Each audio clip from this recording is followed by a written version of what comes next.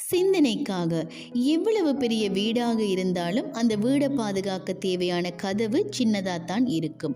அந்த கதவுக்கு தேவையான பூட்டு அதை விட சின்னதாத்தான் இருக்கும். அந்த பூட்டுக்கு மிகவும் அவசியமான சாவி அதை விட சின்னதாத்தான் இருக்கும். அதே போலதாங்க வாழ்க்கையிலையும் எவ்வளவு பெரிய பிரச்சனையாக இருந்தாலும் அந்த பிரச்சனைக்கான தீர்வு நீங்க உங்க வாழ்க்கையில செய்ய போற சின்ன மாற்றமாவோ இல்லைன்னா எடுக்க போற சின்ன தீர்மானமாவோ தான் இருக்க போகுது. அதனால பிரச்சனைகளை கண்டு துவண்டு போகாம தைரியமா எங்களுடைய அழகான வாழ்க்கையை வாழ்ந்துதான் பார்க்கலாமே. வேதவசனம் கூட இப்படியாக சொல்லுகிறது. சங்கீதம் 138 அதிகாரம் 8 கர்த்தர் எனக்காக யாவையும் செய்து முடிப்பார் என்பதாக.